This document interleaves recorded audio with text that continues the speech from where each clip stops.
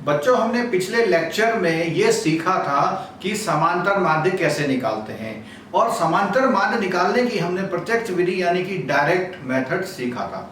हमने उसमें ये बताया था कि हमारा जो अगला लेक्चर होगा उसमें हम कल्पित माध्य विधि लेंगे। उसका कारण क्या है, ये दूसरी विधि का नाम क्यों आया। देखिए, जब हम डायरेक्ट मेथड से माध्य निकाल रहे थे तो हमारे सारे डेटा जो थे 1 से लेके 11 तक, या जितने भी हैं, x और उसकी बारंबारता लिखी थी, उन आंकड़ों की हम सब की गुणा कर रहे थे। और अगर ये आंकड़े बहुत ज्यादा हो जाएं या बहुत बड़े हो जाएं, उसी कंडीशन में हम लोग कल्पित माध्य विधि का प्रयोग करते हैं। ये सामने लिखा हुआ भी है, कभी कभी x और fi, xi और fi यानी x के मान और बारंबारता उसकी जो है बड़े होते हैं, तो xi fi के गुणनफल ज्ञात करने में हमें क्या कठिन हो जाता है, जटिल हो जाता है। तो इसमें समय हमारा अधिक लगता है, तो हमारी उतनी लंबी कैलकुलेशन में समय ज्यादा लगता है। ऐसी स्थितियों में इन परिकलनों को सरल बनाने की विधि सोचें। तो अभी हमने पहले बता दिया। तो इस विधि में हम f के साथ तो कुछ नहीं करते क्योंकि वो बारंबारता है, लेकिन वो बारंबारता किसकी है, यानी कि x का मान होता है। तो x के मान को एक छोटी संख्या में बदल सकते हैं जिससे हमारे परिकलन सरल हो जाएंगे। हम ऐसा कैसे करेंगे, तो क्या करेंगे, प्रत्येक x वाली संख्या को एक निश्चित संख्या से घटा देंगे, तो उससे क्या होगा, वो सारी संख्या थोड़ा छोटी हो जाएंगी। आइए वो विधि अपनाने का प्रयत्न करते हैं। अब इस विधि को बनाते हैं। अच्छा देखिए, ये जो बात है ये मैं आपको प्रैक्टिकल करके भी दिखाता हूं, आपको क्यों इस विधि का प्रयोग करते हैं। बाद में हम उसके सवालों को करेंगे। बच्चों देखो, एक आंकड़ों को मैंने आयत चित्र में प्रदर्शित किया हुआ है। अगर मैं ये कहूं कि ये 1 2 3 4 ये 5 आंकड़े हैं, इनका मुझे माध्य निकालना है, तो मैं क्या करूंगा कि इन आंकड़ों का एक कल्पना कर लेता हूं। मैं मान लेता हूं कि इसका जो है माध्य ये है। तो आमतौर पे आप देखते हैं जब संख्याएं लिखी होती है तो बीच की संख्या माध्य होती है। तो ये केवल समझाने के लिए।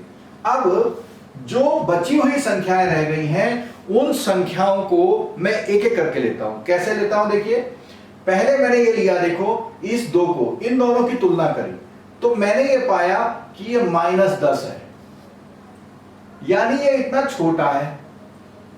अब दूसरा इधर देखा कि ये +10 है और ये इतना बड़ा है। ठीक है, क्लियर हो गया। तो मैं क्या करूंगा, ये वाला डब्बा इधर ले आऊंगा। अगर मैं इस डब्बे को इधर ले आता हूं तो जो पुराना डब्बा है वो तो हो जाएगा छोटा, यानी कि यहां तक हो जाएगा, और जो ये इधर आएगा तो ये इधर आ जाएगा। यानी आप देख रहे हैं कि ये तीनों वैल्यू अब बिल्कुल बराबर हो गई। अब यही काम मैं इसमें करता हूं। यहां देखिए कि ये जो है -20 है यहां तक आने के लिए, और ये +20 है यहां तक आने के लिए। मैं क्या करता हूं कि ये जो +20 है इसको दे देता हूं।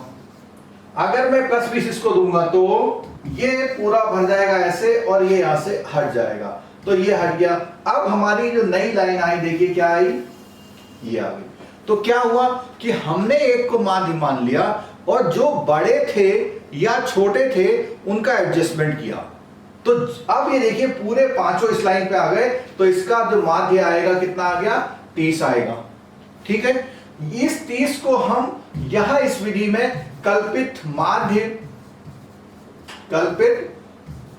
माध्य विधि के रूप में कर रहे हैं, और इसको हमने कल्पित माध्य किया, यानी इसको हम A बोल रहे हैं।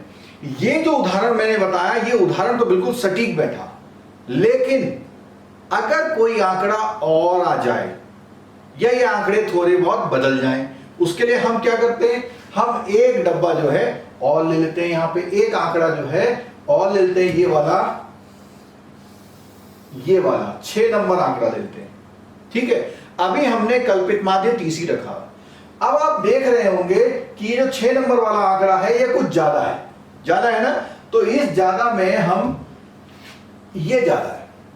अब कल्पित माध्य जो था हमारा 30 था, तो 30 प्लस ये ज्यादा है, कितना ज्यादा है, 1 2 3 खाने ज्यादा है, यानी कि 30 ज्यादा है। ये जो ज्यादा हिस्सा है, ये ज्यादा हिस्सा इन 6 लोगों में बांट दीजिए। तो 6 लोग बांटने का मतलब इसको भाग कर दीजिए किससे? 6 से। तो 6 से भाग करते हैं तो कितना आता है? 5, और कुल मिला के कितना हो गया?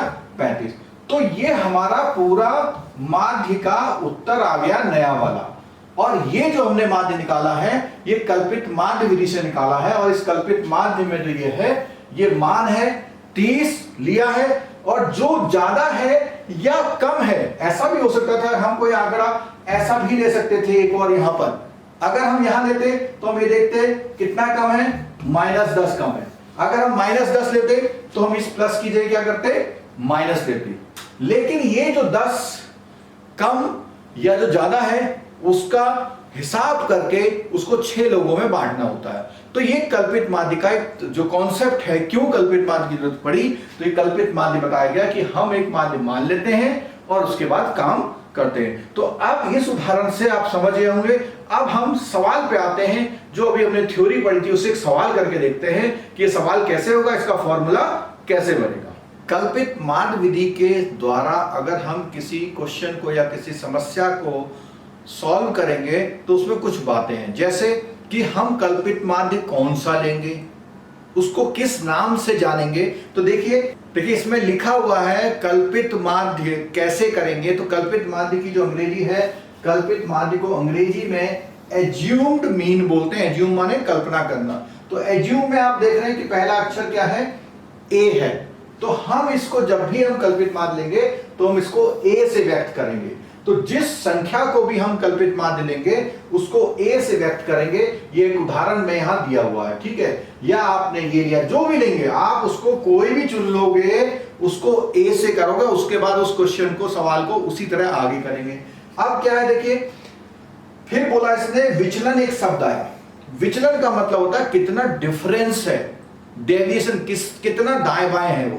तो इसमें क्या है कि जो भी हमारे एक्स हैं सारे, उन सारे एक्स के मानों को, वर्ग के मानों को, जो वर्ग मध्य बिंदु आया था, उन सारे मानों को इस कल्पित माध्य से अंतर निकालेंगे, विचलन निकालेंगे। तो क्या करा, देखो एक्स आई लिखा हुआ है।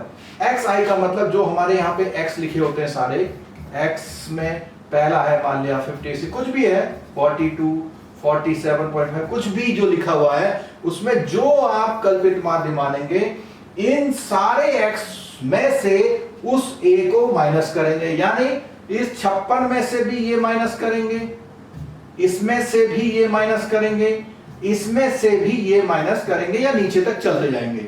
अब इसमें क्या है देखिए, जब आप माइनस करेंगे तो उसी को हम विचलन कहते हैं। और अगर हमने इसका माइनस किया इस तरह से, तो देखिए कितना आ जाएगा, 0.5 तो ये आ जाएगा यहाँ पे, फिर आ जाएगा 8, तो 8.5 आएगा यहाँ पे, ठीक है। नेक्स्ट में देखेंगे तो नेक्स्ट में, अच्छा ये जो 8.5 आएगा ये प्लस में आएगा, लेकिन ये वाला जो है ये माइनस में आएगा, क्योंकि इस बार ये बड़ा है। तो ये माइनस में कितना है, उल्टा घटा लेंगे आप, माइनस कर लेंगे तो 5.5। अगला कितना है, 0। तो देखिए ये तो आया आपका प्लस में, ये आया माइनस में 0। उसके बाद इसका हमें जोड़ लेना होता है कि पूरा कितना हुआ। देखिए ये प्लस का है, ये माइनस का है, तो आप इसमें से 5.5 घटा देंगे तो प्लस का 3 आएगा। यानी कुल विचलन जो आया +3 आया। पूरा जो विचलन आया वो कितना आया, +3 आया। ठीक हो गया।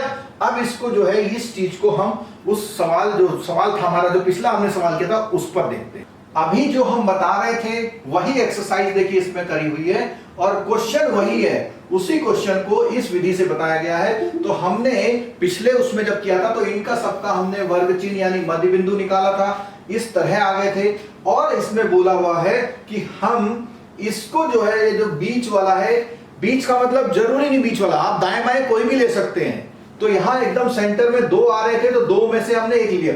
आप इसे लेके भी कर सकते हैं, विधि यही अपनानी पड़ेगी। तो हमने इसे ले लिया, यानी a इज इक्वल टू हमारी वैल्यू क्या हो गई, 47.5 हो गई। अब यहां पे आप देखिए कि ये जो 47.5 है, हर वैल्यू में से माइनस किया जाएगा। -47.5, तो देखिए कितना आ गया, -30 आ गया। -47.5 आया तो कितना आ गया, -15। तो ऐसे ही ये हर x की वैल्यू में से ये जो आपने a लिया है जिसको हम यह बोल रहे हैं ये, और इसमें 47.5 बराबर a है, तो हमने सारी वैल्यू निकाली, ये 0 आ गया। अच्छा यहां पर क्या है, ये वैल्यू ज्यादा हो गई है तो माइनस तो आप इतना ही करेंगे, लेकिन क्योंकि ये वैल्यू ज्यादा है तो इसलिए वैल्यू किसकी आई, प्लस की। तो ये 3 वैल्यू प्लस की हैं, 2 वैल्यू माइनस की, एक 0 है। अगर हम देखते हैं तो इनका जो जोड़ आता है वो देखिए कितना आ रहा है, वो आ रहा है 45 और 30, 45 और 15 60 और 30 90 और 11। लेकिन क्योंकि जो हमने पिछला उदाहरण दिया था उसमें केवल एक ही वर्ग के वो दिए थे, यहाँ पे वर्ग अंतराल है, बारंबारता दी हुई है। यहाँ पे क्या है, ग्रुप किया हुआ है, हमको बारंबारता दी हुई है, तो बारंबारता के सवाल में हमें गुणा करनी पड़ती है। अब हम क्या करेंगे, ये जो 30 था इसकी गुणा इसमें 2 में करेंगे, यानी जो पहले हम f और x की गुणा करते थे अब हम f और x की ना करके f और dy की करेंगे। तो ये गुणा करके क्या नाम दिया इसका, f गुणा d। तो 30 और 2 की गुणा -60, ऐसे यहां पे -15 और 3 की गुणा -45, ऐसे 0 की गुणा इसमें 0 और 15 की गुणा 6 में 90, 30 की गुणा 6 में 180, 45 की गुणा 6 में 270।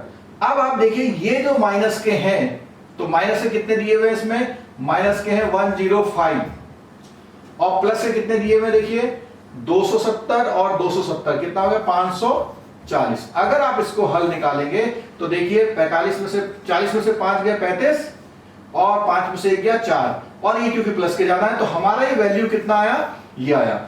और इस विधि से जो कल्पित माध्य से हमने निकाल रखा है, तो इसमें जो है विचलनों का जो माध्य आया है d, वो कितना आया है, यहां पे आप देखिए sigma F I D I, ये वैल्यू है कितनी है 435। तो कितनी वैल्यू आ रही है 435 आ रही है। अब ये 435 बटे सिग्मा एफ, तो सिग्मा एफ आई हम देख रहे हैं शुरू से इन उदाहरणों में 30 आ रहा है, जो भी आपका सवाल होगा। अब आप इसको भागा देंगे, देखिए भागा देते हैं, 0 से कटेगा तो दशमलव आ जाएगा, 3 से भागा देंगे तो 3 एकम 3, यहां हमारा 13 हुआ, 3 चौको 12 और 15 हुआ, 3 पंजे 15। तो ये हमारा विचलनों का माध्य आ गया, किसका आ गया, विचलनों। ये जो हमारे विचलन थे उनका माध्य आ गया 14.5। अब हम आगे चलते हैं। अब देखिए विचलनों का माध्य हमारा आ गया था 14.5 आ गया था, ठीक हो गया। लेकिन इसमें क्या है कि ये जो विचलन आए थे हमारे, वो सारे जो पद थे उसमें से a में से माइनस करके आए थे।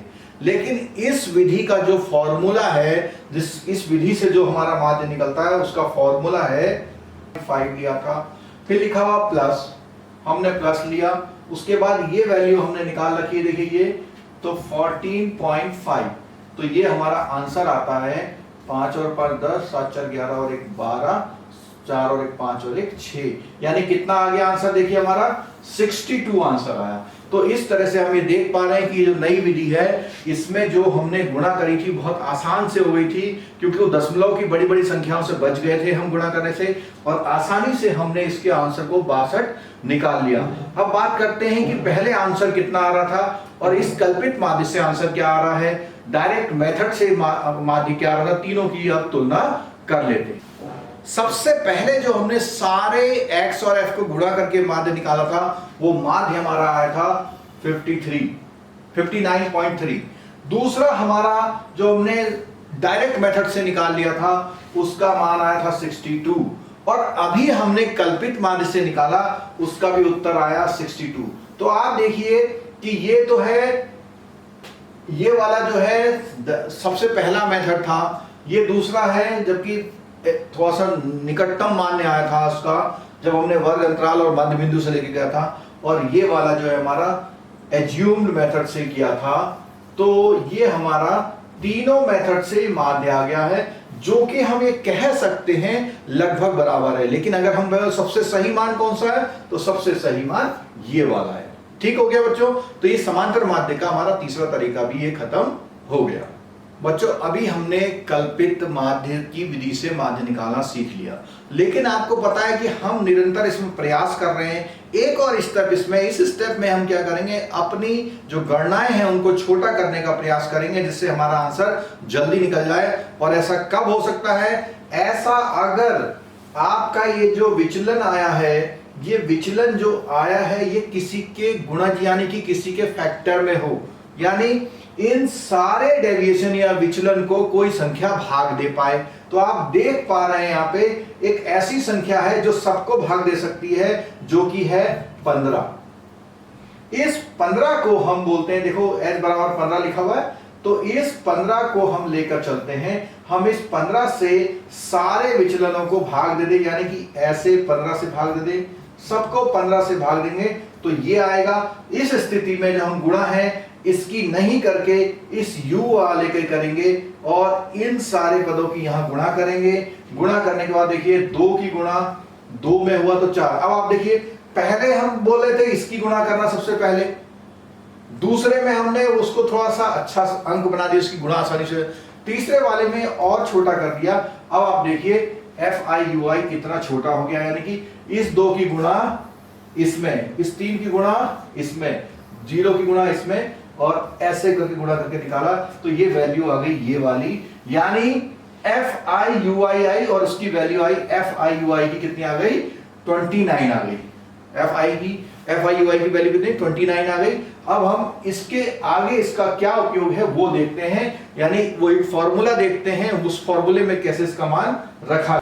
अब बच्चों आपको दिख रहा है कि सबसे जो पहला फॉर्मूला था कल्पित माध्य का वो था x बराबर a plus sigma FI XI। एक फॉर्मूला तो हमारा ये था जिसमें हमने विचलन का प्रयोग किया था। अब विचलन के बाद दूसरी अभी हमने बात बोली कौन सी, जिसमें हम वर्ग अंतराल को कुछ संख्या से भाग दे रहे हैं, तो उसमें क्या होगा, ये जो d यूज हुआ है इस d की जगह कुछ और यूज होगा, वो देखते हैं। तो एक बार मैं तीनों फॉर्मूले को दोबारा लिख देता हूं। सबसे जो पहला फॉर्मूला हुआ था वो था सिग्मा, एक बार मैं तीनों फॉर्मूलों को यहां रिवाइज कर देता हूं। तो जो सबसे पहला जो फॉर्मूला हमारा था वो था सिग्मा FI XI को भाग दिया था हमने सिग्मा FI से।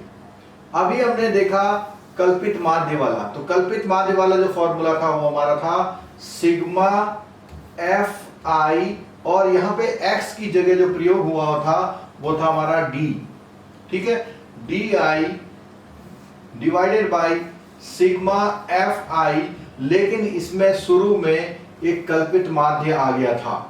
तो दूसरा फॉर्मूला था हमारा ये, और तीसरा फॉर्मूला बच्चों है ये। अब इन दोनों फॉर्मूले में क्या सिमिलरिटी है, यानी क्या एक से कैसे है। देखो इसमें क्या है कि आपका जो ये d है, ये जो आपका d है, इस d को भाग दे दिया गया है किसी संख्या से, और इस d को भाग दिया गया, देखो बच्चों h से भाग दिया गया। किससे भाग दिया गया, ये देख रहे हैं d, ये d है, d का मतलब विचलन, उसको h से भाग दिया गया, ठीक है। तो अगर आप एक बार भाग करेंगे तो आपको एक बार गुणा भी करनी पड़ेगी। तो जब आप वहां भाग दे रहे थे तो उसका नाम हम DI की जगह UI यूज कर रहे थे, और UI के बाद वहां पे उस h से गुणा करी है, और जो अभी पिछला एग्जांपल था उसमें हमारा ये h का मान जो है कितना है 15 है। तो ये जो फॉर्मूला है वो कुछ इस तरह से समझ लीजिए आप कि आपका कल्पित माध्य ये हो गया a प्लस जो यहाँ पे आपका ये वैल्यू था, इस वैल्यू में आपने h से भाग किया था, तो उस h से गुणा कर दिया आपने, और h हमने कितना लिया था 15 गुणा, फिर आपका सिग्मा FI, अब की बार हम यहाँ पे UI यूज करेंगे सिग्मा FI, ठीक है। तो अब ये हमारा नया फॉर्मूला बन गया ये वाला।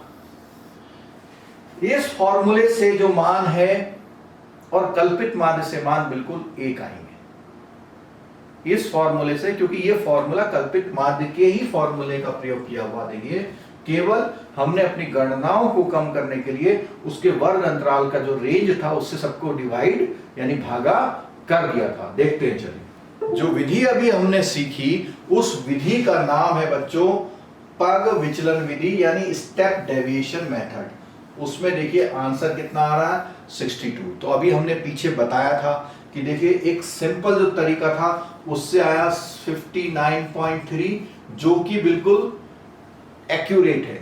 उसके बाद दूसरी विधि से निकाला जिसको हम सन्निकट बोल रहे थे, ठीक है। फिर हमने निकाला कल्पित माध्य से, उसका भी 62 आया। अभी हमने निकाला इसका भी 62 आया। तो आपने देखा ये तीनों विधि से जो मान है वो एक ही आ रहा है। तो इसमें बोला क्या, पर विचलन विधि तभी सुविधाजनक होगी जब सभी डीआई में कोई सार्वगुणनखंड हो। जो जैसा मैंने पहले बताया था, इसका प्रयोग तभी करेंगे जो डीआई आए हैं सारे, उसमें जो है जो किसी संख्या से वो विभाजित हो जाए तभी। और तीनों विधियों का जो ये माध्य निकला है वो एक ही निकला है। तो बच्चों इस तरह से आपने माध्य निकालना सीख लिया है। बच्चों जल्दी से इसका उदाहरण से देख लेते हैं। देखिए इसमें क्या है, एक महिला शिक्षकों का प्रतिशत दिया हुआ है और ये 15 से 25%, 25 से 35, 35 से 45, इस तरह का ये प्रतिशत दिया हुआ है। इस प्रतिशत में इतने क्षेत्रों की संख्या आ रही है। मतलब ऐसे क्षेत्र जहां पे 15 से 25% महिलाएं हैं, वो कितने हैं, 6 क्षेत्र ऐसे 11, 7, 4, 4, 2, 1। ये कुल मिला के देखो बच्चों कितने क्षेत्र हैं, 11 से 17, 7, 24, 4, 28, 4, 32, 2, 34 और 1, 35 क्षेत्रों का अध्ययन किया गया है। उसके अनुसार ये आया है। अब ये बोल रहे हैं कि इसका हमें क्या निकालना है, चर्चित तीनों विधियों से माध्य प्रतिशत ज्ञात कीजिए। तीनों विधियों से देखना है, ठीक है। तो माध्य प्रतिशत का मतलब माध्य तो निकालना है, लेकिन किस चीज का निकालना है, इनका निकालना है। अब आप इससे कंफ्यूज नहीं होना, माध्य प्रतिशत। अब प्रतिशत क्योंकि यहां पर प्रतिशत था, अगर यहां पे किलोग्राम होता, वजन होता, भार होता तो आप वैसे ही बोलते, ठीक है। देखते हैं सबसे पहला काम क्या किया है, आंकड़े आपने केवल वैसे ही लिख लिए, ठीक है। अब यहां जो है एक्स आई कहां से आया, आपको पता है एक्स आई जो होता है वर्ग अंतराल से आता है। अगर हम 25 प्लस 15 कर दें तो कितना होता है बच्चों, 40 और बटे 2, यानी 15 प्लस 25 बटे 2, 40 बटे 2 कितना आ गया, 20। इस तरह से सारे वर्ग चिन्ह निकालिए जो हमारे लिए क्या काम करेंगे, एक्स का काम करेंगे। अगर हम पहली विधि की बात करें तो पहली विधि में इसका प्रयोग होता है, यानी हमने इनकी मल्टीप्लाई कर ली, ठीक है। दूसरी विधि की बात करें तो दूसरी विधि में हमें इनका विचलन निकालना होता है, और विचलन निकालने के लिए हमें एक ऐसी संख्या इसमें से निकालनी पड़ती है जो मध्य में हो। देखिए 20, 30, 40, 50, 60, 70, 80, तो इसमें बिल्कुल मध्य में ये आ रही है, 50 आ रही है। तो उस 50 को लेंगे और सारे x में से 50 माइनस करेंगे, तो ये d की वैल्यू आ गई, यानी विचलन आ गया। अगर विचलन में कोई ऐसी राशि जो सबको भाग दे दे, जैसा इसमें दिखाई दे रहा 10, तो हमने क्या ले लिया, 10, जो कि हमारे लिए क्या होता है, h होता है, ठीक है। हमने 10 से सबको भाग दिया तो ये आया, और जब भाग देके करते हैं तो क्या निकलता है, हमारा u निकलता है, और u वाले का जो मल्टीप्लाई आता है f आई। यानी आप देखिए हर बार f को ही मल्टीप्लाई करना है, एक बार सीधे x से करना है, दूसरी बार d से करना है, तीसरी बार u से करना है। अब ये जब सब निकल गए तो हम बोलेंगे इसका सिग्मा है, ये जो है सिग्मा एफ आई और डी आई का है, ये जो है सिग्मा एफ आई और यू आई का है, ठीक हो गया। अब आप यहां पे देखिए नीचे भी दिया हुआ, ये सिग्मा एफ है, ये सिग्मा एफ एक्स है, ये सिग्मा एफ डी आई है और सिग्मा एफ आई है, ठीक है। अब मैंने इसको तीनों को एक साथ कर दिया। देखिए नीचे जो हमने मान अभी निकाले थे वो सारे मान दिए हुए हमको। और फॉर्मूले की बात करें तो सबसे पहला फॉर्मूला आया, उससे निकला हुआ है 39.71। दूसरे फॉर्मूले में जहां कल्पित माध्य था हमारा, उससे आया 39.71। और तीसरा फॉर्मूला देखिए जिसमें हमने अपने विचलन को h से भाग दिया था, तो यहां गुणा करेंगे तो उससे भी हमारा 39.71 आया। तो अब ये बोला देखो यहां पर ये तीनों वैल्यू क्या आई हैं, सब बराबर आई हैं। तो ये जो बराबर आने का जरूरी नहीं बराबर है, आ गई आ सकती हैं, लेकिन जरूरी नहीं कि हर एक में बराबर आए। तो ये तीनों विधियां हमारी आज जो है माध्य निकालने की पूरी होती हैं। आप अपने जो भी सवाल हैं पुस्तक में उनको करने का प्रयास करें तो निश्चित रूप से आप सीख पाएंगे। एक आपकी पुस्तक में क्वेश्चन नंबर 3 है, जिसमें एक जो सवाल जो दिया जाता है उसी में से एक अंक गायब है, लेकिन आपको उत्तर दे रखा है, यानी उसका हल दे रखा है। और ये अगर आपकी परीक्षा में सवाल आएगा तो 5 या 6 नंबर का आ सकता है। तो इसको हम आपके लिए करवा दे रहे हैं, आप थोड़ा सा देख लीजिएगा कैसे होगा ये। सबसे पहली बात, ये हमारा है सवाल, इस सवाल में देखिए, इस सवाल में ये दिया हुआ है माध्य, माध्य दिया हुआ है और जो हमें x और f की वैल्यू दी थी वो भी दे रखी है, वो मान भी दे रखे हैं। देखिए ये वर्ग दिए हुए हैं, 11 से 13, 13 से 15, 15 से 17, ये सारे वर्ग दिए हुए हैं। उसके साथ में उनकी बारंबारता यानी बच्चों की संख्या भी दे रखी है, 2, 7, 6, 9, 13। अब आप यहाँ पे देखिए ये जो है उसके बाद अगला अक्षर क्या लिखा हुआ है, f लिखा हुआ है, यानी इसको आपको निकालना है। अगर ये f दिया होता तो आपको माध्य निकालना होता, लेकिन माध्य पहले से दिया है, f निकालना है। तो कैसे सॉल्व करेंगे, मैंने पूरा सॉल्व कर रखा है, एक एक स्टेप आपको बता रहा हूं, ध्यान से देखिएगा। क्या करेंगे, सबसे पहला काम आपको पता है कि तुरंत जो ये वाली वैल्यू है उसको यहां लिख लो और उसके बाद वाली वैल्यू आपने यहां लिख ली ना। अब लिखने के बाद आपको पता है कि ये जो वैल्यू होती है, जो बारंबारता इसको बोलते हैं, इसका तो केवल जोड़ कर लीजिए आप। क्यों, क्योंकि जो हमारा सूत्र होता है उस सूत्र में हमको सिग्मा एफ यानी बारंबारताओं का योग चाहिए होता है। और जब हम उसका योग करेंगे बच्चों, तो योग करने में एक चीज ध्यान रखिएगा, इस बार ये जो संख्या है, ये संख्या पूरी अंकों में ना होके उसके बीच में एक अल्फाबेट यानी अक्षर भी आ गया है। ठीक है, तो आप जब जोड़ेंगे तो संख्याओं को तो अलग जोड़ लेंगे आप, ये संख्या और ये संख्या जो 44 आ गया और प्लस f, बिल्कुल आप इसी तरह लिख देंगे क्योंकि f को आप जोड़ नहीं सकते, f का मान आपको निकालना है। अब क्या करेंगे आप, अगला स्टेप क्या करेंगे, जो ये जो भत्ता दिया हुआ था दैनिक जेब भत्ता, उसका आप मध्य बिंदु निकालेंगे। आपने मध्य बिंदु निकाला, ये आ गया। देखिए 11 और 13 को जोड़ के 2 से भाग देंगे तो 12 आ गया, ये मध्य बिंदु आ गया। अब जो मध्य बिंदु आया, आपने उसमें से एक कल्पित माध्य ले लिया। उस कल्पित माध्य यानी 18 को सारे x के मानों से माइनस कर लिया, 12 से भी 18 किया, 14 से भी 18, 16 से भी 18। तो शुरू के 3 मान तो आपके माइनस में आए और बाकी किस में आए, प्लस में। तो ये मान क्या निकला आपका, d निकला। अब आपको पता है जो d विचलन निकला होता है, उस विचलन की मल्टीप्लाई यानी गुणा सारे x में करनी पड़ती है, आपने सारे f में करनी पड़ती है। तो देखिए 6 सत्ते 42, लेकिन क्योंकि ये माइनस का था इसलिए माइनस का, 6 चौको 24 माइनस का रहेगा, 9 दूनी 18 और उसके बाद है 13 इंटू 0, तो ये 0 आ गया। उसके बाद देखिए ध्यान से कि अब यहां पे देखिए f मिल रहा है और इधर f है और इधर क्या है 2, तो इनकी मल्टीप्लाई आएगी 2f। ठीक हो गया, तो आप 2f ही लिखेंगे। उसके बाद अगला है 5 गुणा 4 20 आ गया, 4 गुणा 6 24 आ गया। अब ये जो आपके मान आए हैं इसमें देखिए ये 3 तो काहे के हैं, माइनस के, ये दोनों काहे के हैं नीचे वाले, प्लस के, और 2f बिल्कुल ऐसा का ऐसा लिखा। अगर हम इसको बीजगणितीय रूप में लिखते हैं तो -84 और +44, इसका जो हल आता है वो -40 आता है, यानी -84 में से प्लस के 44 चलेगा ये।